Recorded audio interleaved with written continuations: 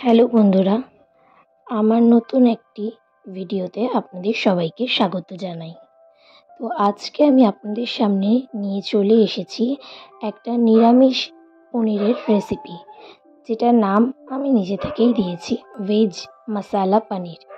তো যাই হোক, এবার কীভাবে আমরা করেছিলাম সেটাই আপনাদের সাথে শেয়ার করছি। প্রথমেই আমরা পনিরটাকে মিডিয়াম সাইজের টুকরো করে কেটে নিয়েছি।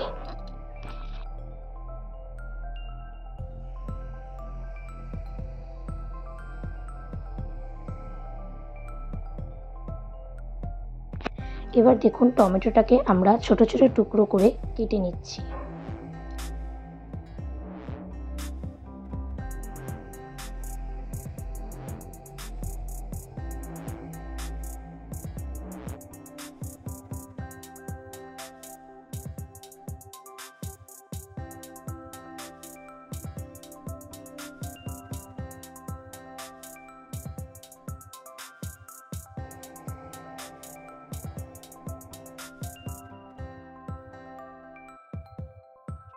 টমেটো কাটা হয়ে গেছে। এরপরে আমরা আলুগুলোকে পনিরের সাইজের অ্যাকর্ডিং আমরা কেটে নেব।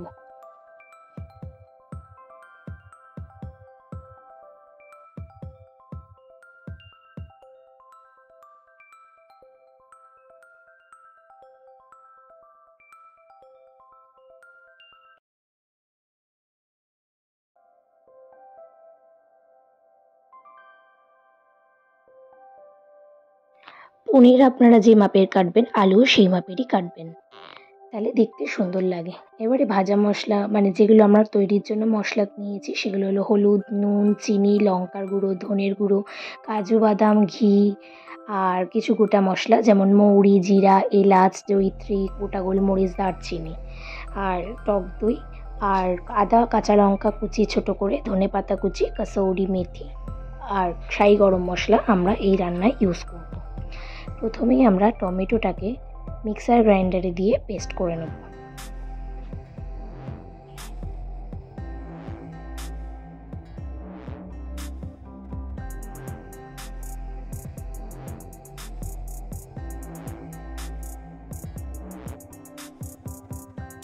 দেখুন, পেস্ট করার পরে এই একটা কনসিস্টেন্সির পেস্ট হয়েছে। এবারে আমরা ভাজা মশলার জন্য গোটা মশলাগুলোকে দিয়ে দেবো। জিরে, মৌরি, গোটা গোলমরিচ, এলাচ, দারচিনি, জয়িত্রী। এটাকে ভালো করে নাড়াতে হবে যাতে পোড়া না লেগে যায় মশলাটা দিয়ে, তাহলে বাজে একটা স্মেল বেরোবে। এইবারে মশলাটাকে আমরা একটা ছোট্ট বাটির মধ্যে ঢেলে নেব।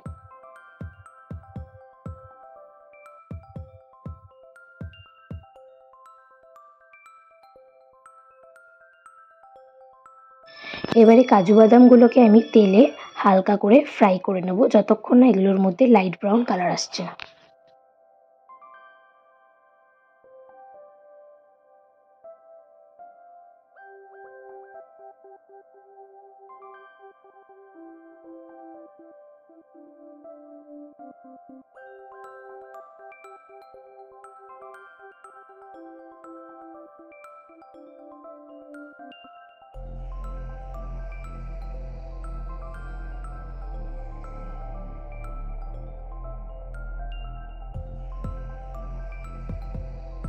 দেখুন, একটা লাইট ব্রাউন কালার আসছে, এটার মধ্যে আমাদের কাজু বাদাম রেডি।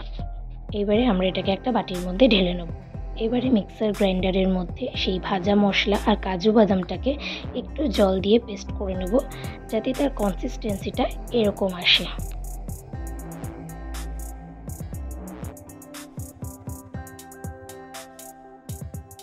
গ্যাসটা অন করলাম, কড়াইতে তেল দিলাম। এবারে আদা আর লঙ্কা কুচিটাকে আমরা একটু ফ্রাই করে নেব।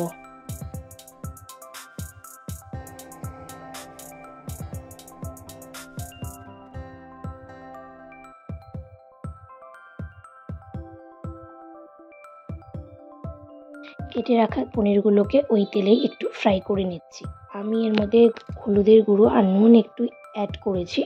এটা অপশনাল, আপনারা চাইলে দিতেও পারেন, নাও দিতে পারেন।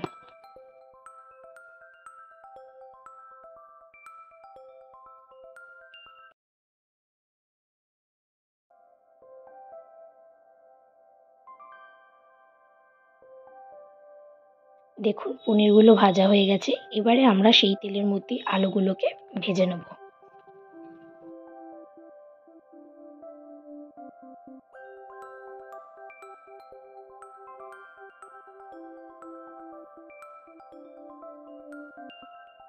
আলুর মধ্যেও আমি একটু হলুদ আর নুন অ্যাড করেছি।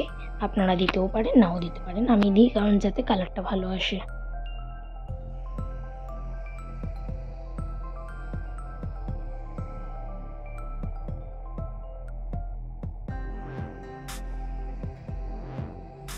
এবার ওই তেলের মধ্যেই আদা কাঁচা লঙ্কা কুচিটাকে দিলাম।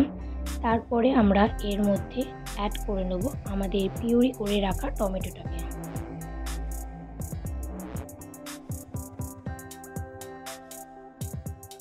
দেখুন টমেটো পিউরিটা দিয়ে দিলাম।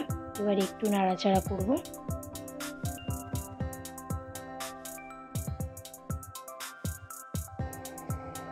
এবার এর মধ্যে একে একে মশলা, যেমন হলুদ গুঁড়ো, লঙ্কার গুঁড়ো, আমরা লঙ্কা মিডিয়াম খাই, এই মিডিয়াম দিয়েছি। আপনারা বেশি খেলে বেশি দেবেন, কম খেলে কম দেবেন, এটা টোটালটাই আপনাদের উপর।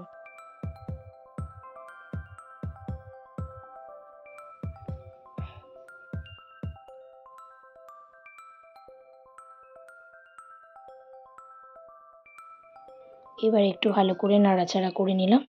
এরপর এর মধ্যে ধনের গুঁড়ো, নুন আর স্বাদ মতো মিষ্টি। আমি মিষ্টি খুব একটা আমরা খাই না, তাই জাস্ট কালারের জন্য দিয়েছি। আপনারা যদি কেউ মিষ্টি পছন্দ করেন, যে রান্না মিষ্টি মিষ্টি হোক, তাহলে আপনারা চিনিটা একটু বেশি দিতে পারেন, কোনো অসুবিধা নেই তাতে।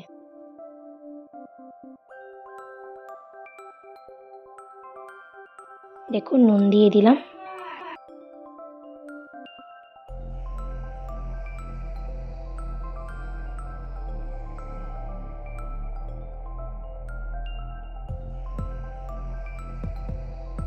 দেখুন আমি অল্প একটু চিনি দিয়ে দিলাম।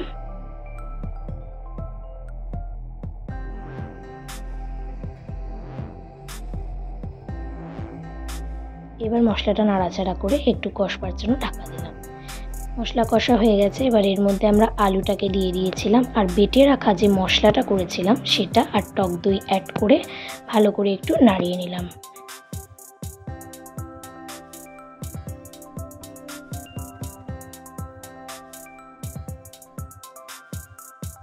এবারে আমরা আবার একটু ঢাকা দিলাম, মশলাটা যাতে আলুর ভেতরে ভালো করে ঢুকে যায়। এবারে এরপরে আমরা এর মধ্যে অ্যাড করে দেবো আমাদের ভেজে রাখা যে পনিরগুলো ছিল সেগুলোকে, নইলে পনিরের মধ্যে নুন মিষ্টি ঢুকবে না। আর আমি পনির আগেও দিইনি, কারণ পনির বেশি নাড়াচাড়া করলে ভেঙে যাবে। দেখুন পনিরটা দিয়ে দিলাম।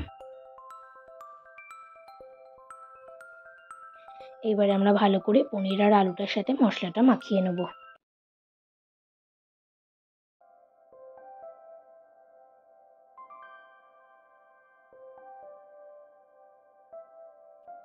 এবার এর মধ্যে একটু জল দিয়ে দিলাম, ভালো করে যাতে আলুগুলো একটু সিদ্ধ হয়ে যায়, আর একটু গ্রেভি গ্রেভি রাখার জন্য।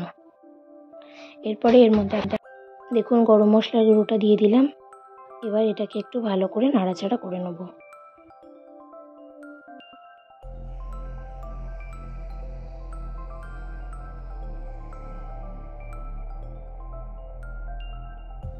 এরপর এর মধ্যে একে একে রোস্ট করে রাখা, ড্রাই রোস্ট করে রেখেছিলাম আমি কাসৌরি মেথি, ধনেপাতা কুচি আর ঘি দিয়ে ভালো করে এটাকে নাড়িয়ে নেব।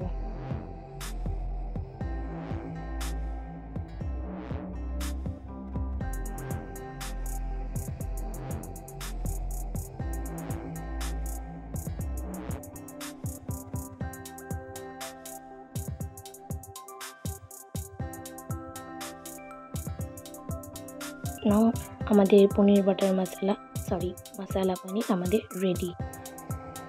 আমি আমার মতো করে গার্নিশিং করেছি, আপনারা আপনাদের মতো করবেন। তো রেসিপিটা যদি বাড়িতে করে খেয়ে ভালো লেগে থাকে, বা ভিডিওটা যদি ভালো লেগে থাকে, অবশ্যই like, comment, follow and subscribe করে দেবেন। Thank you.